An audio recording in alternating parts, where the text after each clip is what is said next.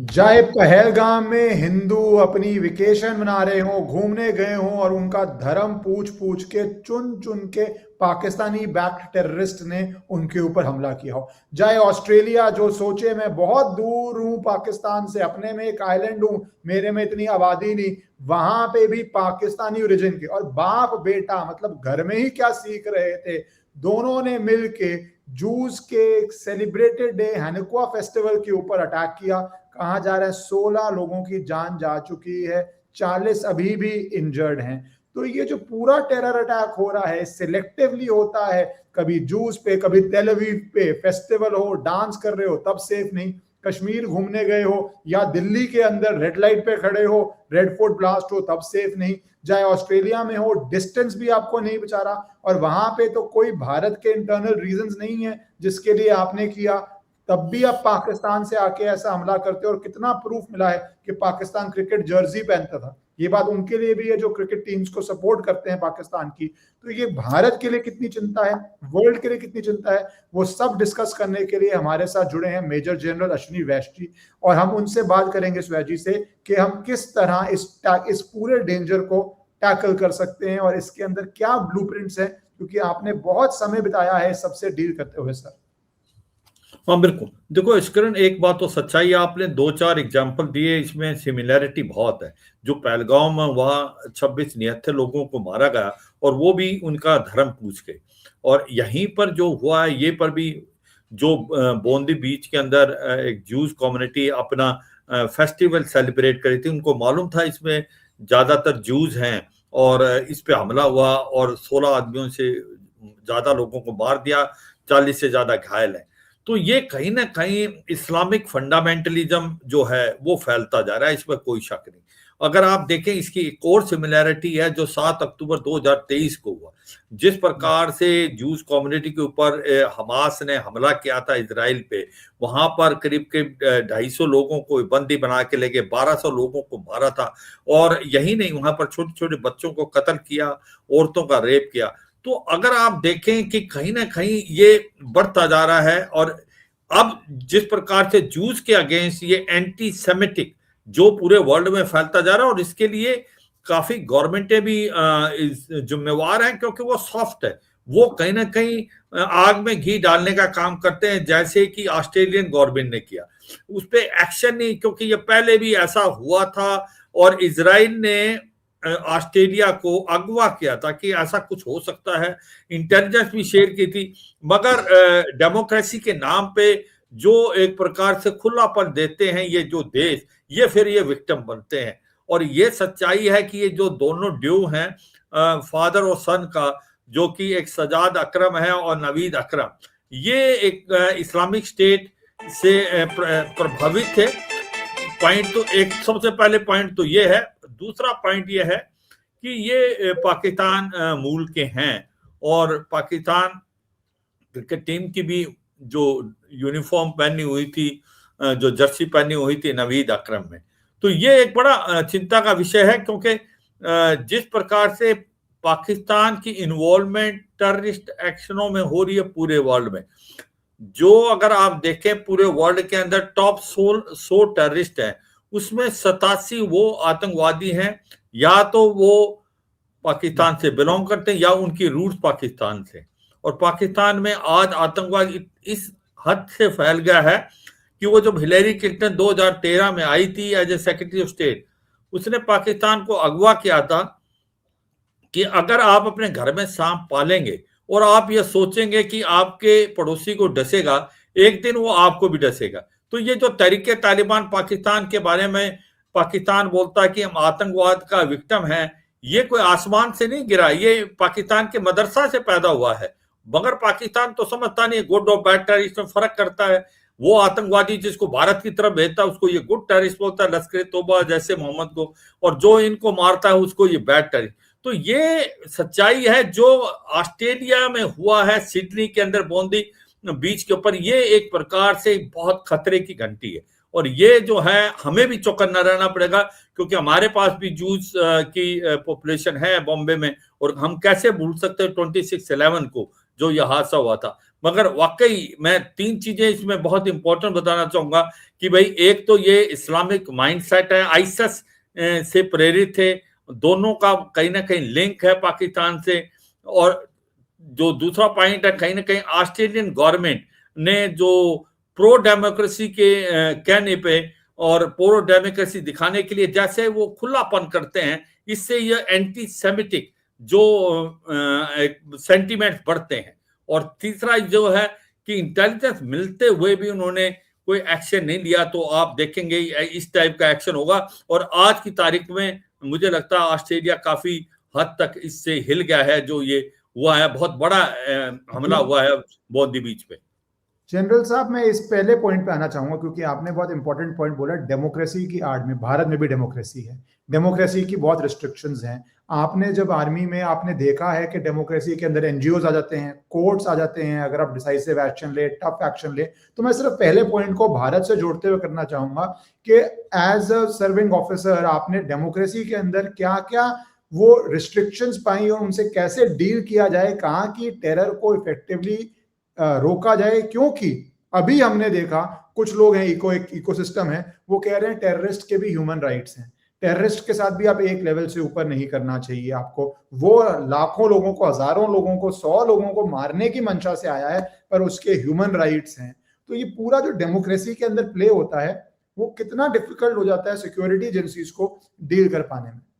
हाँ बिल्कुल, आपने ठीक बोला। जैसे एक आप उदाहरण पे, 2 उदाहरण बहुत एक प्रकार पक्के हैं भारत के अंदर। एक तो ये कहीं ना कहीं अर्बन नक्सल की बात हो रही थी, जबकि भारत के अंदर नक्सल प्रॉब्लम को ये गवर्नमेंट लास्ट 12 साल में इन्होंने बिल्कुल खत्म कर दिया, और 2026 के मार्च तक ये एक प्रकार हिस्ट्री होगी। और एक मल्टी प्रोंग स्ट्रेटेजी से भारत की गवर्नमेंट गई। उन्होंने एक प्रकार से आतंकवादियों के, ये जो नक्सल है, इनके जड़ें उखाड़ दी। इसके साथ साथ वहां पर डेवलपमेंट किया, सड़कें बनाई, वहां पर हॉस्पिटल बनाए, स्कूल बनाए, और एक मेन स्ट्रीम में उनको लेके आए, एक रिहेबिलिटेशन पैकेज दिया।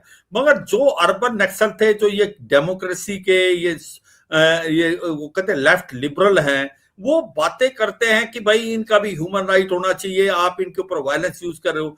तो ये एक प्रकार उतने ही जिम्मेवार हैं टेररिज्म के लिए या एक्सट्रीमिज्म के लिए जितने की बाकी नक्सल थे। और अगर आप जम्मू और कश्मीर की बात करें, वहां जो टेररिज्म है वो भारत में रूट्स नहीं है, उसके रूट्स जो है पाकिस्तान से हैं। तो ये क्यों नहीं ओपनली बोलते कुछ एक पार्टीज कि भाई ये जो है पाकिस्तान स्पॉन्सर्ड टेररिज्म है।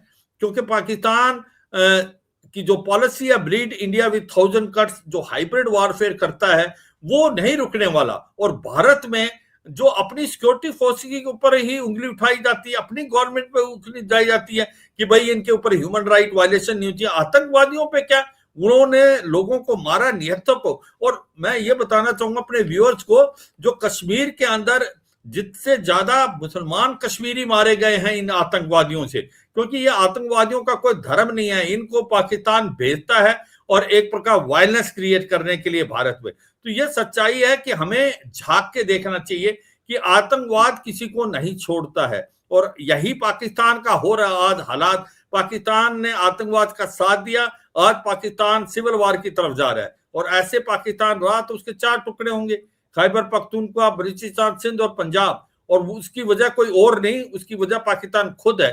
क्योंकि पाकिस्तान ने जो बीज बोए थे, आज वही फल काटेगा उसका। तो कहते हैं बोए बीज बबूर के तो आम कहां से हुए, इस तरह। पर सर, पाकिस्तान में क्या माइंडसेट ट्रेनिंग हो रही है? भारत के साथ आप बोलते हैं बॉर्डर डिस्प्यूट है, ठीक है, उसकी वजह से, या एक हिंदू राष्ट्र है उनके दिमाग में, या फिर यहाँ पे उनके हिसाब से काफिर है, जो सारी उनका आइडियोलॉजी है जो भर भर के उनको करते हैं। ऑस्ट्रेलिया से तो कोई पाकिस्तान का डिस्प्यूट नहीं, कोई लेना नहीं, कोई देना नहीं।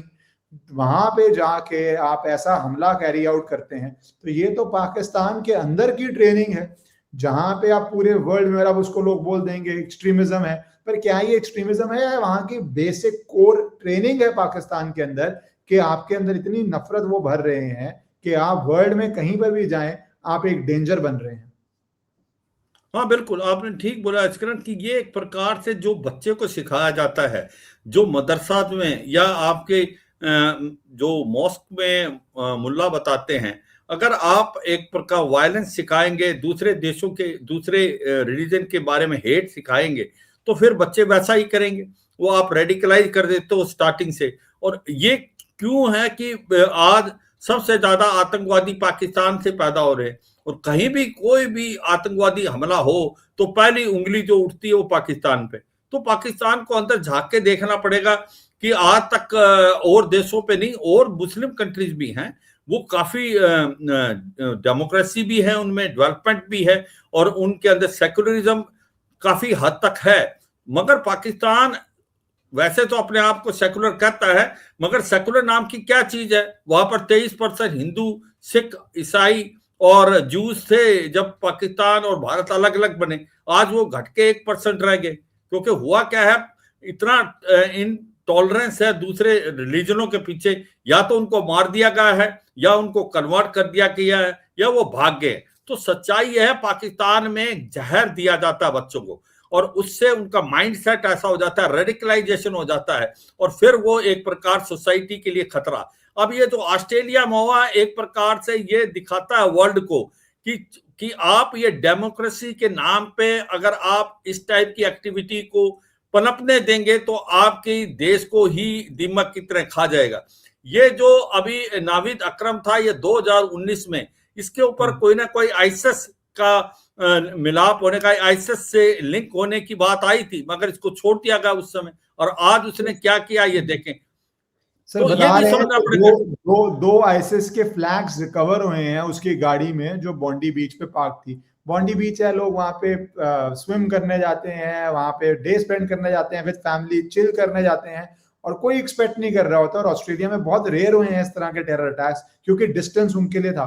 तो आईएसएस फ्लैग ने, पर सर इसमें मैं ये कहना चाहता हूँ, क्यों कि क्या ये इंटेलिजेंस फेलियर्स भी है किसी भी देश के अंदर हो? क्योंकि ये व्यक्ति स्कैनर के अंदर आया, जब ये ऑस्ट्रेलिया की एजेंसी है एएसआईओ ने उससे पूछताछ भी करी, फिर पाया कि कोई थ्रेट नहीं है of engaging in violence, but आपने क्लीन चिट दिया और उसके बाद भी वो किया। तो मतलब पहला इनपुट ठीक था और ऑफिसर्स ने ढंग से जांच नहीं कर पाई, या इसको अंडर सर्वेलेंस नहीं रखा, या इसको मॉनिटरिंग के अंदर नहीं रखा, या डिपोर्ट नहीं किया, या जो पॉसिबिलिटीज आप फुल्ली एक्सप्लॉइट कर सकते हैं वो नहीं की। और ये इंटेलिजेंस के ऊपर भी सर सवाल उठता है। हाँ बिल्कुल, मैं तो कहता हूँ कि ऑस्ट्रेलियन गवर्नमेंट को अंदर झांक के देखना पड़ेगा। ये जितने भी लोग मरे हैं, इनमें से एक ही इजराइल का है, बाकी तो जूस तो हैं, पर वो हैं तो ऑस्ट्रेलियन। इसका मतलब आप अपने देश में अपने लोगों को प्रोटेक्ट नहीं कर सकते, और उसकी वजह यही है कि आपने डेमोक्रेसी के नाम पे एंटी सेमिटिज्म और बाकी धर्म को दूसरे धर्म के अगेंस्ट प्रीच करने की परमिशन दी है। आपका इंटेलिजेंस इतना फेलियर है कि ये नवीद अकरम, अगर इसको 2019 में ये रडार पे था इस्लामिक स्टेट से कनेक्शन से, मगर उसके बाद आपने कोई सर्वेलेंस नहीं रखा उसके पास। इनको हथियार कहाँ से मिले, असॉल्ट राइफल कहाँ से मिली है, इनके पास एक्सप्लोसिव भी मिला है, सुनने में आया इसकी कार में से इस्लामिक स्टेट के फ्लैग भी मिले हैं। अगर आप ये कहते हैं कि आपका इंटेलिजेंस इतना अच्छा है तो ये क्या हो गया पता नहीं चला। और ये सच्चाई है कि इसका आपको भुगतना पड़ेगा इसका परिणाम, बिकॉज जो बोंदी बीच है इसमें 15 से 20 लाख के करीब टूरिस्ट आते हैं पूरे साल में। अगर ऐसा हुआ है तो इसका इम्पैक्ट होगा ऑस्ट्रेलियन गवर्नमेंट को। तो ऑस्ट्रेलियन गवर्नमेंट को झांक के देखना पड़ेगा वो कहाँ उनसे चूक हुई। और स्पेशली जब इजराइल ने ऑस्ट्रेलियन गवर्नमेंट को अगवा किया था कि ऐसा कुछ हो सकता है, उनको बीच नहीं बताया कि भाई ऐसे बीच में, पर उन्होंने कहा था कि वो फेस्टिवल के दौरान सबसे ज्यादा वनरेबल हैं, और ऐसा कुछ हो सकता। मुझे लगता नहीं कि ऑस्ट्रेलियन गवर्नमेंट ने इसको सीरियसली लिया, और उनके पास इंटेलिजेंस फेलियर भी था। और खुदा ना खास्ता अगर वो जो एक बाइस सेंडर इसको नहीं पकड़ता नवीद अकरम को पीछे से, तो इसमें कैजुअलिटी बहुत ज्यादा हो सकती थी। तो ये सच्चाई है, कहीं ना कहीं ऑस्ट्रेलिया को अभी अंदर झांकना पड़ेगा कि ये डेमोक्रेसी से नाम से अगर ये इस प्रकार का एक्सट्रीमिज्म को पनपने देंगे तो नुकसान किसी और को नहीं होगा, आपके देश को ही होगा। इसके प्रभु हम भारत के कॉन्टेक्स्ट में आओ, क्योंकि जब पाकिस्तानी इतनी दूर जाके टेरर अटैक कर रहे हैं तो भारत को उनका प्राइम टारगेट है। और हमने देखा इसी साल अनफॉर्चुनेटली बीच में बहुत देर टेरर अटैक्स पे काबू चला सरकार का, पर इसी साल आपने देखा पहलगाम, फिर आपने इसी साल दिल्ली के अंदर देखा, वो भी इनक्रेडिबल सुप्रिंटेंडेंट ऑफ पुलिस थे वहां के, जिन्होंने पूरा ट्रेस आउट कर लिया। तो तैयारी तो बहुत बड़ी थी, 32 गाड़ियां प्रिपेयर्ड थी, अमोनियम नाइट्रेट की अनबिलीवेबल क्वांटिटीज थी, डॉक्टर्स का नेटवर्क फैला हुआ था। तो भारत के लिए क्या प्रिवेंटिव स्टेप्स हैं या लेसन्स हैं, क्योंकि हमारा तो बॉर्डर ही जुड़ा हुआ है और अब बांग्लादेश से भी थ्रेट है। तो भारत को क्या करना पड़ेगा नया कि टेरर लर्न द मैसेज कि ये चल नहीं पाएगा? हाँ बिल्कुल, देखो इसमें कोई शक नहीं, भारत सबसे ज्यादा वल्नरेबल है, क्योंकि पाकिस्तान को तो आप कितना ही मार लो मगर पाकिस्तान बाज आने वाला नहीं। वो एक प्रकार आतंकवाद को बढ़ावा देगा भारत के अंदर। और ये आपने ठीक बोला कि लास्ट 12 साल में कोई बहुत बड़ा हमला भारत के मेनलैंड में नहीं हुआ एक्सेप्ट जम्मू कश्मीर। और उसकी वजह ये थी कि आपका जो एनआईए था और जो स्टेट गवर्नमेंट का इंटेलिजेंस था, उनका तालमेल बहुत अच्छा था। जो मल्टी प्रोंग स्ट्रेटेजी भारत की गवर्नमेंट अपना रही थी कि भाई अगर कोई ऐसा इंटेलिजेंस मिलता था कि इससे पहले वो कोई पार्टी या कोई ग्रुप कुछ कर पाए, उनको दबोच लिया जाता था। और ये एक मुझे लगता है बहुत ज्यादा सक्सेस स्टोरी थी इंटेलिजेंस एजेंसी। इनको इन्होंने साइबर वारफेयर का भी इस्तेमाल किया, ड्रोन्स का भी इस्तेमाल किया, आर्टिफिशियल इंटेलिजेंस किया। मगर जो रेड फोर्ट में हुआ वो मुझे लगता है कि बहुत बड़ी चूक हुई। उसके अंदर क्यों चूक हुई कि भाई जिस प्रकार से आपने इशारा किया कि जम्मू कश्मीर में जब वो इन्वेस्टिगेशन की थी, उन्होंने एक प्रकार से उसकी तारें जोड़ दी थी जो फरीदाबाद से जो अल-फलाह यूनिवर्सिटी थी। और उसके अंदर ये देखा गया वो डॉक्टर जिनके ऊपर कोई शक नहीं होता, वो जान देते हैं जान नहीं लेते, वो इनकी इन्वॉल्वमेंट थी। और इससे पहले वो इनको दबोच भी सके, मगर एक उनमें से निकल गया। और इसके बाद वो 10 दिन के बाद एक हमला कर देता रेड फोर्ट में और काफी लोग मारे जाते हैं। तो आप कहीं ना कहीं फेलियर है। जब आप इतने नजदीक आ गए, आपने इसके भांडा फोड़ दिया, तो आपको सर्विलेंस रखनी थी उस पर जो गया था। समझना चाहिए था कि भाई ये टेररिस्ट अभी गायब है और ये कुछ भी कर सकता है। तो इससे हमें लेसन सीखने पड़ेंगे कि भाई हमारा इंटेलिजेंस किसी हद तक ठीक था। और दूसरी बात यह है कि आपने इतना ज्यादा लैंड अल-फलाह को दे दिया। अब जब आप उसके सामने आ रहे हैं कि एक नहीं दो नहीं, ये तो पूरा इलाका ही रेडिकलाइज था, ये तो पूरे डॉक्टर ही रेडिकलाइज थे, इनको कौन मॉनिटर कर रहा था, इनके पास अमोनिया नाइट्रेट इतना कैसे आया, इनके पास और बाकी एक्सप्लोसिव डेटोनेटर वगैरह कैसे आए। तो कहीं ना कहीं चूक तो है और भारत को इसके लिए बहुत ज्यादा चौकन्ना रहना पड़ेगा, क्योंकि हमारे पास पॉपुलेशन की बहुत ज्यादा है देश के अंदर। तो अगर कोई भी इंसिडेंट होता, कैजुअलिटी बहुत ज्यादा होंगी। और दूसरा बड़ा इंपॉर्टेंट चीज है, हमारा बॉर्डर मिलता पाकिस्तान के साथ। अभी बांग्लादेश के अंदर जो सिचुएशन खराब होती जा रही है, मुझे लगता नहीं अगले 10-12 साल में भारत के साथ उनके रिलेशन इंप्रूव होंगे। तो ऐसे में हमें दोनों तरफ से चौकन्ना रहना पड़ेगा, स्पेशली आतंकवाद को लेके। और Islamic state southern part of the country में भी पैर पसारती है। जो रेडिकलाइजेशन हो रहा है उसकी तरफ हमें ध्यान देना पड़ेगा। कहीं ना कहीं हम उसमें लापरवाही कर जाते हैं कि all is well, all is not well. क्योंकि मैं ये कहूंगा, मैं 25 साल के करीब जम्मू कश्मीर और घाटी के अंदर नौकरी की है।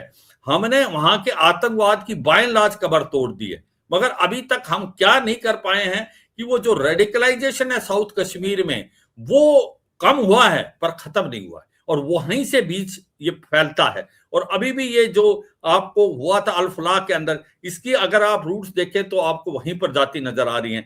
और इसके अलावा बाकी जगह भी तो हमें बहुत चौकन्ना रहना पड़ेगा। अपने इंटेलिजेंस गैदरिंग को और भी मॉडर्नाइज करना पड़ेगा। स्टेट और सेंट्रल गवर्नमेंट के बीच में कोऑर्डिनेशन की जरूरत है। हमें आर्टिफिशियल इंटेलिजेंस का इस्तेमाल करना पड़ेगा। और साथ में जो हमें अपने जो एक आंख और कान होती हैं अपने जमीन पे, वो उनका भी इस्तेमाल करना। ओवरग्राउंड वर्कर और स्लीपर सेल जो हैं, उनको भी एक टेररिस्ट मान के आप उनके साथ एक्शन लें। तो ये एक ओवरऑल आपको ओवरऑल एक न्यू पॉलिसी, न्यू स्ट्रैटेजी के साथ चलना पड़ेगा। क्योंकि जो रेड फोर्ट के सामने हुआ या पहलगांव में हुआ, बहुत ही चौंकाने वाला था और ये हमारे लिए बहुत बड़ी वार्निंग है। आपने जो बोला ओवरग्राउंड वर्कर्स हैं, जिसको 0.5 फ्रंट भी कहा जाता है, उनको टेररिस्ट की तरह ही डील करना पड़ेगा। क्या आपको लग रहा है सर कि हम उसके लिए सफिशिएंट काम कर रहे हैं? क्योंकि ये खतरा कि कोई भी टेरर अगर भारत में करता है, और आपका भी एक्सपीरियंस है, उसको कुछ हद तक लोकल सपोर्ट चाहिए। ये तो थे ही लोकल थे, ये तो डॉक्टर्स थे। तो लोकल सपोर्ट एक प्रॉब्लम। दूसरा, खुद ही अब एक डॉक्टर बन जाए, इस तरह का काम करे, तो जांच एजेंसी के लिए भी बहुत मुश्किल है। कोई डॉक्टर से आप प्रिज्यूम नहीं करते कि ऐसा काम कर रहा होगा। तो ये बिल्कुल। जो लोकल सपोर्ट है या लोकल होम ग्रोन है, रेडिकलाइज्ड हो रहा है, उसके ऊपर हम क्या स्टेप और स्ट्रेटेजी कर सकते हैं? अब पहले तो आपने ये बताया ओवरग्राउंड वर्कर और ये स्लीपर सेल जो है। देखो एक बात है, अवाम अगर साथ में है आतंकवाद के साथ तो फिर बड़ा मुश्किल हो जाता है। कहीं ना कहीं आपको पता है कि बिना पानी के मछली जिंदा नहीं रह सकती, क्योंकि अगर इसी प्रकार से आतंकवाद अगर कोई लोकल सपोर्ट नहीं है तो ज्यादा देर नहीं चलता। इसका मतलब कहीं ना कहीं लोकल सपोर्ट है। और ये जो ओवरग्राउंड वर्कर और स्लीपर सेल, अगर आप देखें कि जो अब आर्टिकल 370 और 35 से एब्रोगेट होने के बाद जब से वहां पर सेंट्रल गवर्नमेंट गवर्नर रूल आया है, तो बहुत ज्यादा ऐसे गवर्नमेंट सर्वेंट मिले जो कि आतंकवाद के अंदर लिंक था और वो भारत से पे एंड अलाउंस भी लेते थे। उनको टारगेट किया गया है, उनको सस्पेंड करके या टर्मिनेट सर्विस किया गया है।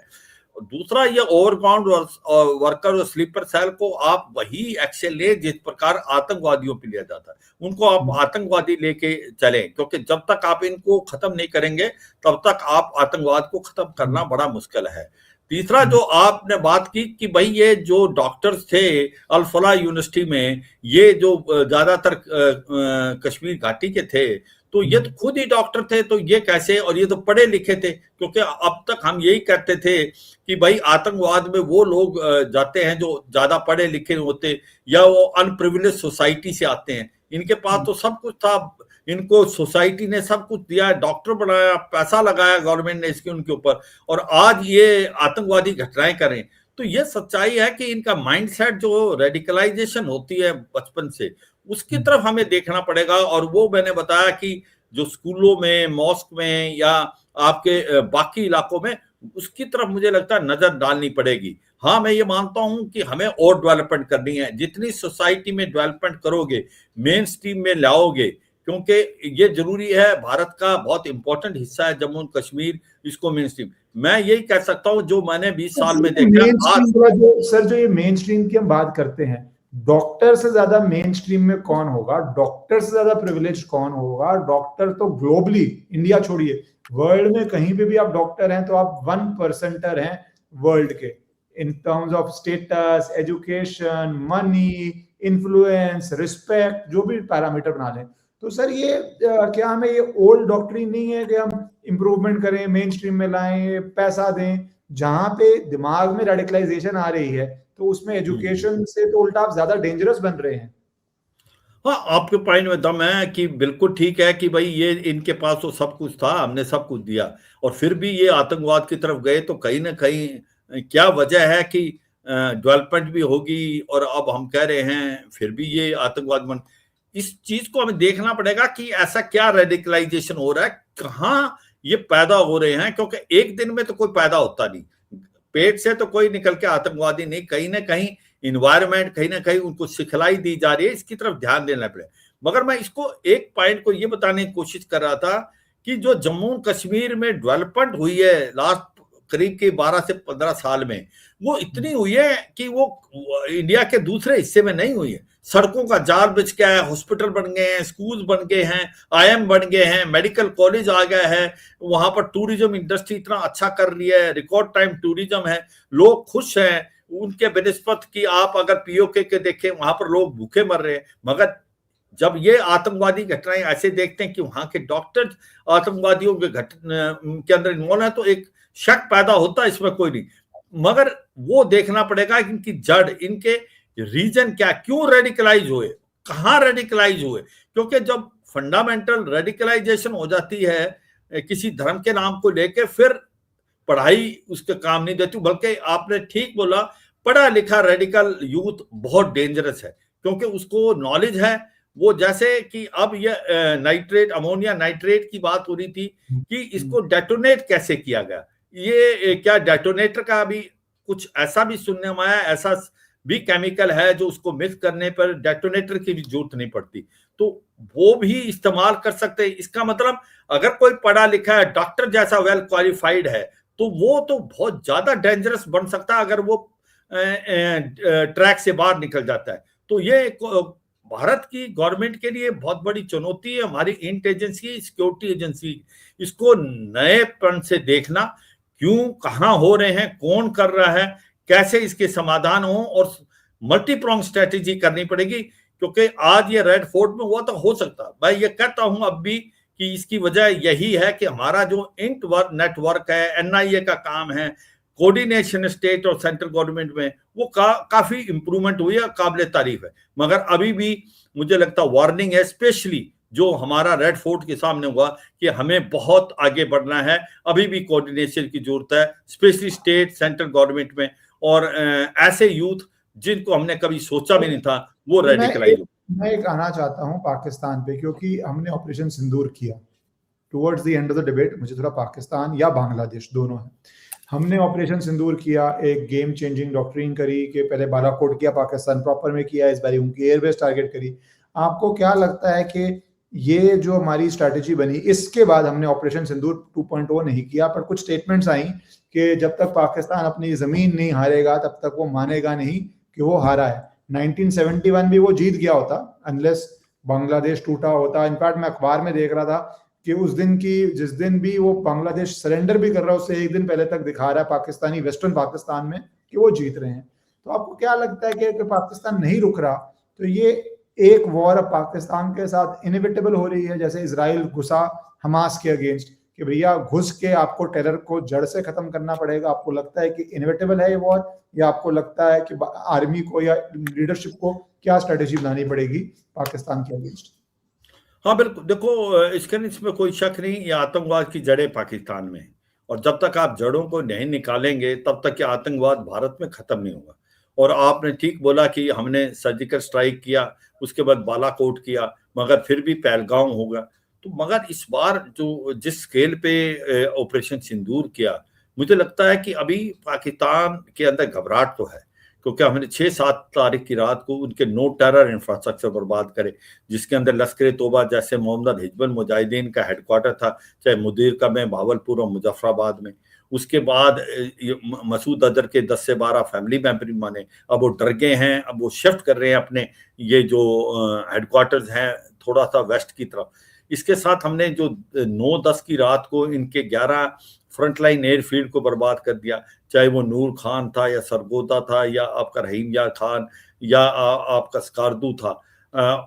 अब हमने उसको एक ये बताया कि अगर आतंकवाद का साथ नहीं छोड़ेंगे, अगर आप आतंकवाद करने की कोशिश जारी रखेंगे, तो ये ट्रेलर था और पिक्चर अभी बाकी, जैसे चीफ ऑफ आर्मी स्टाफ ने बोला, कहने का मतलब पाकिस्तान को ये अगवा किया है, भारत किसी हद तक जा सकता है, और ये न्यूक्लियर बॉगी जो है पाकिस्तान की काम नहीं देगी। Nuclear weapons are not weapon of war, they are weapon of deterrence. तो आने वाले टाइम में मुझे लगता है कि अगर पाकिस्तान नहीं माना तो जो पीओके और गिलगित बाल्टिस्तान भारत का हिस्सा, वो जो भारत में मिलना चाहता है, आना चाहता है, हमें इशारा करने की जरूरत है। हो सकता है हम किसी हद तक जाएं, मगर अब कोई बैरियर नहीं है। अगर पाकिस्तान आतंकवाद की घटनाएं करना बंद नहीं करेगा तो भारत कुछ भी कर सकता है, और इसीलिए हमने कहा है ऑपरेशन सिंदूर बंद नहीं हुआ, उस पर पॉज है। ऑपरेशन सिंदूर 2.0 कभी भी हो सकता है। सर मेरा आखिरी सवाल है, आप पाकिस्तान की, क्योंकि आपने तो सारा जीवन दिया है इसमें, पाकिस्तान की करंट हालत में क्या मिलिट्री स्ट्रेंथ देखते हैं कि वो अगर इंडिया डिसाइसिव एक्शन लेता है, हाउ स्ट्रॉन्ग और कितने दिनों की एबिलिटी है उनकी, कितनी देर की एबिलिटी है उनकी? क्योंकि एक स्ट्रैटेजी तो अननोन मैन की चल ही रही है, उस पर धुरंधर मूवी आई, पता नहीं मुझे सर आपको अपॉर्चुनिटी मिली देखने की या नहीं, पर उसमें बहुत एक इकोसिस्टम में पैनिक हुआ कि किस तरह दिखा रहे हैं कि एक इंडियन स्पाई वहां पे जाके रह रहा है, क्योंकि इससे पहले बॉलीवुड में तो लव स्टोरी थी कि इंडियन एजेंसी और उनकी लव स्टोरी होती है। पर एक स्ट्रैटेजी वो अननोन मैन की जो चल रही है बहुत देर से, लोग कह रहे हैं। दूसरी के पाकिस्तानी मिलिट्री के अंदर कितनी स्ट्रेंथ है टू रेजिस्ट अगर भारत ये करता है in the context right now, क्योंकि उनकी देश की एक ही संस्था स्ट्रांग थी आर्मी। आज क्या हालात में देखते हैं उनकी पूरी सिचुएशन में आप? हाँ देखो, एक दो चीजें बहुत बदलाव आया पाकिस्तान में। एक तो कहीं ना कहीं आसिफ मुनीर बहुत पावरफुल हो गए, उनको चीफ ऑफ डिफेंस फोर्सेस बना दिया गया है। आर्मी, एयरफोर्स, नेवी के चीफ जो हैं तीनों उनको नीचे कहेंगे, खुद आर्मी चीफ रहेंगे, 5 साल तक उनको ये ओहदा मिल गया है। इसका मतलब एयर और नेवल चीफ भी उनके सबॉर्डिनेट होंगे। तो एक बात तो है कि अब आसिम मुनीर इतने पावरफुल हो गए हैं कि वो जो चाहेंगे पाकिस्तान में कर सकते हैं। और अगर जब भी कोई भी इनका डिक्टेटर या जिसके पास पावर ज्यादा आई है, उसने फिर भारत की तरफ कुछ ना कुछ किया है। तो इसलिए ये तो सच्चाई है, ये भारत की तरफ आतंकवाद की तरफ बहुत ज्यादा बढ़ाव करने की कोशिश करेगा। जो फुल फ्लैज लड़ाई वो मुझे नहीं लगता करने की कोशिश करेगा, क्योंकि उसकी काबिलियत नहीं है। क्योंकि उसका जो प्रॉब्लम क्या है पाकिस्तान की फौज की, आज उनके ज्यादातर रिसोर्सेज हैं वो खैबर पख्तूनख्वा बलूचिस्तान में फंसे हुए हैं। वहां पर इनको बीएलए मार रहा है, जो कि फ्रीडम स्ट्रगल लड़ रहा है, वहां टीटीपी बलूचि और खैबर पख्तूनख्वा में। और जो डूरन लाइन पे अफगानिस्तान के साथ इनकी बहुत बड़ी प्रॉब्लम चली हुई है। और उसके कारण जो हमें तो पता था, जब ये 15 अगस्त 2021 में खुशी का मुजाहरा हुआ था पाकिस्तान में, मगर हमें मालूम था इनके बीच में फोर्ट लाइन है, अफगानिस्तान डूरन लाइन नहीं मानता, पश्तून दोनों तरफ अफगानिस्तान के साथ मिलना चाहते हैं, सरिया लो। तो इसका मतलब पाकिस्तान के रिसोर्सेज बटे हुए हैं। पाकिस्तान की इतनी हिम्मत नहीं है कि वो कोई कन्वेंशनल वारफेयर करे, क्योंकि आज तक वो पाकिस्तान में कहावत है कि पाकिस्तान की आर्मी कोई इलेक्शन हारी नहीं, कोई जंग जीती नहीं। तो जितने भी जंग भारत के साथ हुए हैं, इनको हार का मुंह देखना पड़ा है। तो ऐसे में इतनी बड़ी गलती नहीं करेगा ये कि कोई फुल फ्लैग लड़ाई, मगर आतंकवाद का ये साथ नहीं छोड़ेंगे। ब्लीड इंडिया विद 1000 कट रखेंगे, आतंकवादियों को भेजने की कोशिश करते रहेंगे। मगर इससे हमें ये नहीं रहना चाहिए कि पाकिस्तान की फौज जो है कमजोर है। क्यों? क्योंकि आप अगर भारत का और पाकिस्तान की तुलना करें तो भारत से पाकिस्तान 1/7 साइज में है, उसकी जो पॉपुलेशन है 1/6 है, और उसकी इकोनॉमी जो है हमारे से करीब करीब 25% कमजोर है। ऐसे में जब उसकी इकोनॉमिक कंडीशन इतनी अच्छी नहीं है, छोटा देश है, मगर उसकी फौज हमारे 70% है। एक छोटा देश इतनी बड़ी फौज क्या कर रहा है? गरीब देश अमीर फौज। इसका मतलब एक पाकिस्तान की फौज ने हल्ला बना रखा है पाकिस्तान की अवाम को कि भारत एक इमेजिनरी थ्रेट के हिसाब से चलते हैं कि भारत उन पे हमला कर देगा, और इसलिए पाकिस्तान की फौज अपने आप को बड़ा बनाया। तो पाकिस्तान का अवाम भूखा मर रहा है, पाकिस्तान की फौज नए हथियार खरीद रही है, 15 से 20% हर साल ये बढ़ाते जाते हैं डिफेंस बजट को। फौजी फाउंडेशन का जो इकोनॉमिक एक इको सिस्टम है उसमें टैक्स के दायरे में नहीं। तो ये समझना कि पाकिस्तान की फौज बहुत कमजोर है, वो शायद नहीं है। अभी अमेरिका ने F-16 को मॉडर्नाइज करने के लिए इनको पैसा दे दिया है, एमरा मिसाइल लगाने का भी परमिशन दे दिया, जो 83 इनके F-16 है। इनको J-10C मिला है चीन से, JF-10 मिला है, PL-15 मिला है, HQ-9 और HQ-15 जो एयर डिफेंस सिस्टम है, HQ-19 की बात हो रही है। तो ये कहीं ना कहीं सऊदी अरेबिया से भी पैसा ले लेता है, क्योंकि डिफेंस पैक्ट किया है। चीन से भी इसको हथियार अब अमेरिका भी दे रहा है। तो ये सोचना कि भाई पाकिस्तान जो मिलिट्रली बहुत कमजोर है, वो शायद गलती हो गई, और इसको हम हल्के में नहीं ले रहे। हम अपने आप को मॉडर्नाइज कर रहे हैं। हम कल की लड़ाई आज की तरह नहीं लड़ेंगे, आने वाली लड़ाई पिछली लड़ाई जैसी नहीं होगी।